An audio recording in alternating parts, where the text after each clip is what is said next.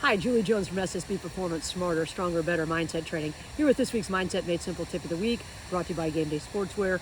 This week we're talking about make a decision. Get out of your own way.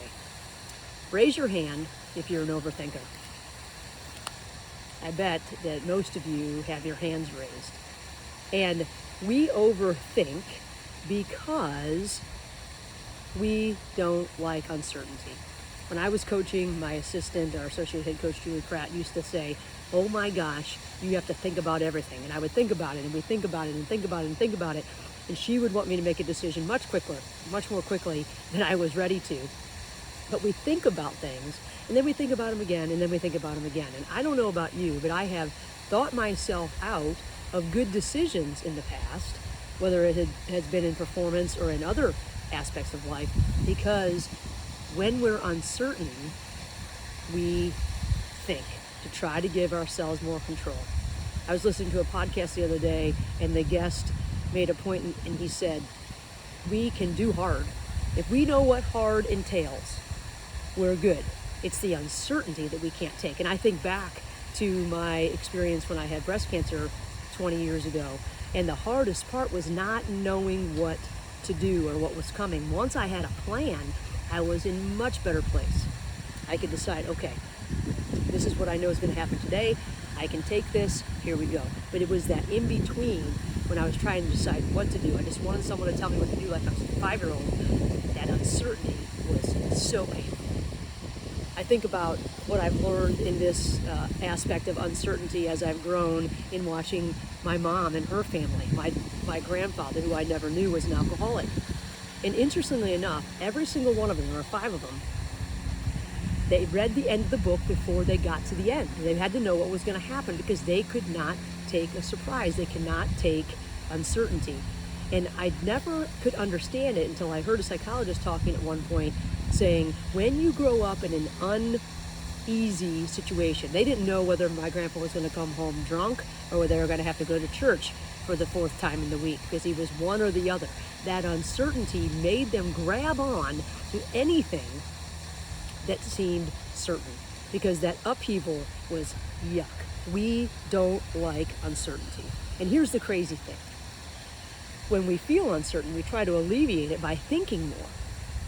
And when we think more, we lose, if we're talking about a performance, we lose that automaticity, that what we talked about in tip, I think it was, I have it here, 232, where we lose those advantages of our trained practice because we're too busy thinking about what we're going to do, and then the opportunity passes us by. We don't get into trust mode, we're in think mode in uncertainty, and that does not help our performance. The author of The Inner Game of Tennis, Tim Gallwey, says this: performance equals potential minus interference. Well, guess what constitutes interference? Thinking. Thinking does. Thinking is interference. And we know that. I talk to all the athletes with whom I work. Wouldn't it be awesome if we could just shut off our brain and let our eyes, trust our eyes to tell us what to do, whether it's to move for a defender, whether it's to swing at this pitch or not, without thinking about what he's going to do or she's going to do or what she's going to say or he's going to say or all what's going to happen. It would be awesome if we could do that. I work with a Big Ten soccer player whose coach told her, you know what, you're indecisive. And as we were going through and talking about soccer and how long she's played, and she believes in what the coach says, but she feels confused sometimes, and then she takes too long to make a decision, and then, of course, the play is past her. So we came to a conclusion. We decided that she was going to make a decision, regardless of the uncertainty, and she was going to go with it 100%. Because here's what I know. A committed decision, positive action, not positive thinking, positive action, making a decision and committing to it 100% is always better than having one foot in and one foot out. The half-assed approach. And when I say half-assed, I don't mean like you're not giving enough effort. It's like you're trying to decide what to do and then you're not committed to either thing. And when we're not committed to anything, you know what happens. If you don't stand for something, you're going to fall for everything. That's what they say in life. It's the same thing when we're performing or when we're giving a speech or whatever it is that we're doing, that if we don't commit fully we are not going to be effective. There's no question about it. The reason she doesn't commit, that she holds back on making a decision, is because she's afraid to make a mistake. But the truth of it is fear is not, mistakes aren't the enemy. Let me go back to that just a second. Mistakes aren't the enemy. The fear of making a mistake is the enemy. And we have to make a decision. And then someone will tell us if we're wrong later. They're definitely going to tell us we're wrong if we go half-assed at something, no doubt about it. So she needs to commit. Indecision can be one of the greatest obstacles to peak performance. Think about how many times you have been indecisive and then you go back and say, oh my gosh, taking a test. You check the right answer and you go back and then you second guess yourself and then you change the answer and it's wrong. We should always go with that first answer and we know that. Indecision, I'm going to look at some of the notes I have here because I think it's important to go through them. Indecision costs us time. Delayed decisions mean missed opportunities. When we're still analyzing while we're trying to execute, we're less efficient and more prone to mistakes because we're not focused on what's important now. Hesitation erodes trust, not just with ourselves, but with people around us too. Doubt seeps in, we question our ability, and thinking and attempting to control every aspect of our movement takes us out of our rhythm. It turns us toward self-judgment. It makes us think about how bad we are in a moment. It breaks our flow. We never even get there. We're never going to be our best if we're indecisive. A fully committed action is way better than a half-assed one. So, we know that frameworks can help us. And I mentioned a couple weeks ago in the tip this whole Dan Abraham's think box and play box. And the think box, I'm going to get into a little bit more. I missed one significant part of it when I discussed it the last time.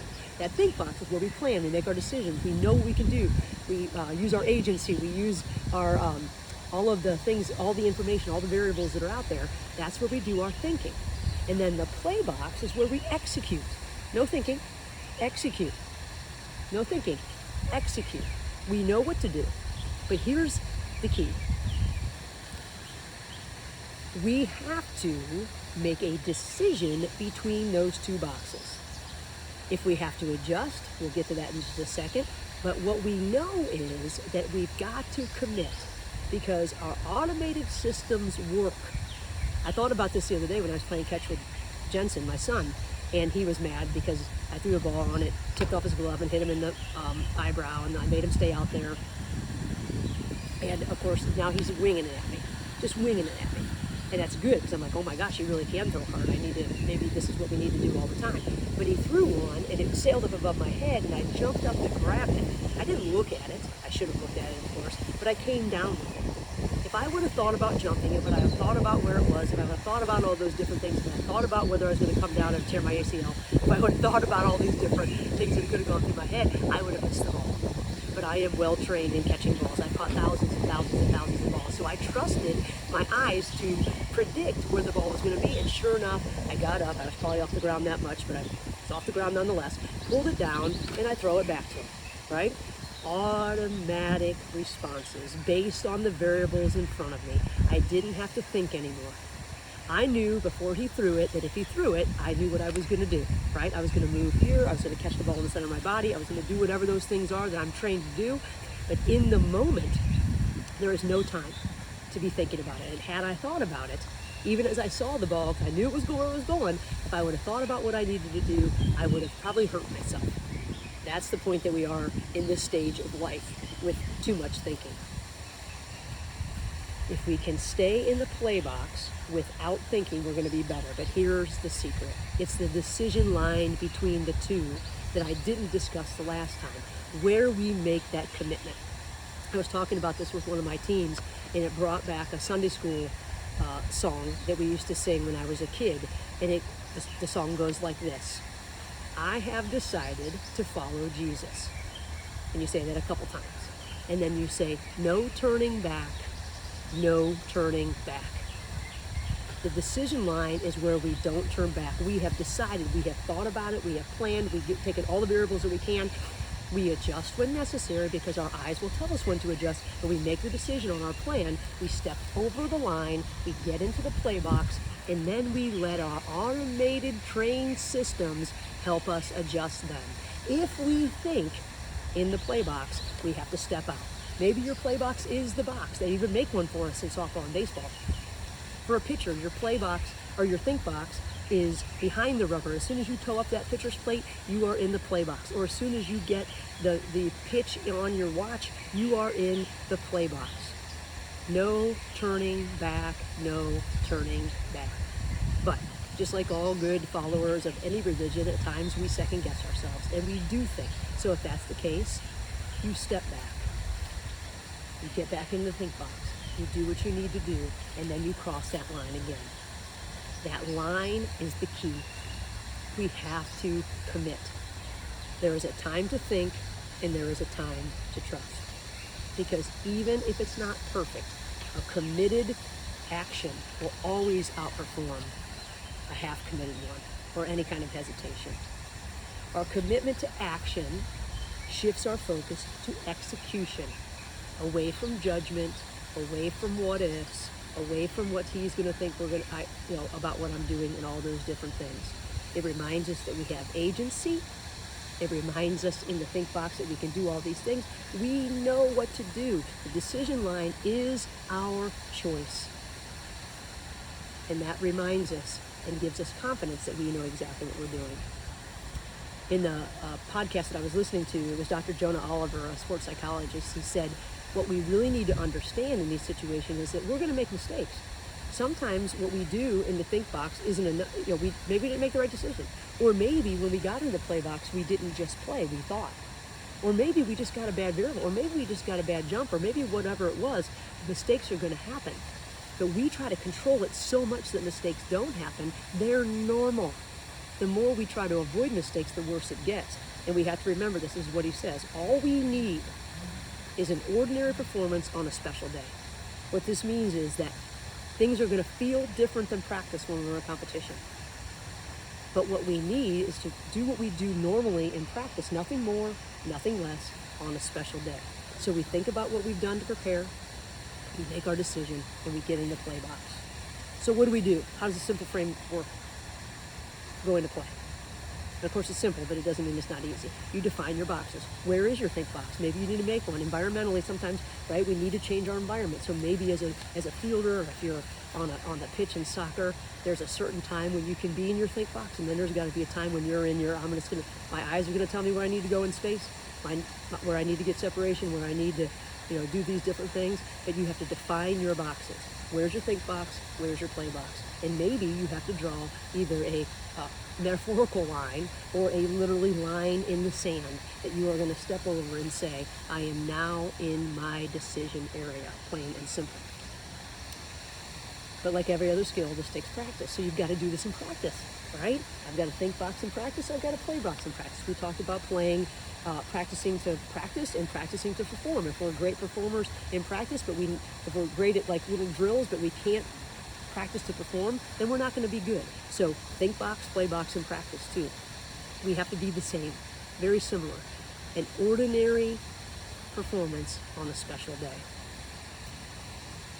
But here's the deal. When you look back and you're deciding, okay, did I play just in my play box? Remember, hindsight's 20/20, right? If we knew, like my dad said, why'd you do this or why'd you do that? Well, we're trying to lose, right? But the bottom line is we're not trying to lose. Sometimes we make mistakes. Hindsight's 20/20. Perfection is not required. Commitment is. I'll say it again. Perfection is not required. Commitment is. So we have got to commit to whatever it is that we're going to do. And most mistakes happen before the mistakes happen. And they happen in our focus. They happen because we're thinking. They happen because we're pulled away from what's important now. We're not fully committed. We become more competent when we are committed. We are competent when we know what we're doing. We know what we're doing. We're competent. It's the environment that doesn't allow us to show that competence because we're not committed. So the decision line is more than just a concept. It is a commitment to ourselves, to our craft. And if we train ourselves to decide, commit, and trust the process, we win. As I tell hitters, this is it. This is what you're doing. You're looking, you're identifying, you're deciding, and then you're acting. And if we can keep things that simple, that decision is telling me what I need to do. My eyes, at that point, I've already planned on what's going to happen. I know what my options are. I know what the variables could be. My eyes at that point, when I'm in the play box, are going to tell me what to do. And guess what? They are well trained. Just like me, old lady jumping up for the ball, well trained, even still, because I've practiced it and my body knows what to do. At some point, I have to trust it. And if I don't, I'm never going to reach my peak. So, what's your decision line? What's your environment look like? Where's your think box? Where's your line? Where is your play box? Because you have decided to do what you're going to do. No turning back. No turning back. If you'd like to discuss this or any other mental performance tools, reach out, JulieJ at ssbperformance.com. And don't forget, or I should say, remember to follow us on Game Changers Athlete Edition with Julie Jones and Courtney Harmon. Follow us. It's good stuff. I hope you share it with other people that are looking to increase their performance, whether it's an athlete or their parents or whoever it might be. We are sharing great stuff. We have some great guests coming up. So, Game Changers Athlete Edition. You can get it in any place you get your podcast. Follow us, like us. It'll help. We really appreciate it. And have a great week.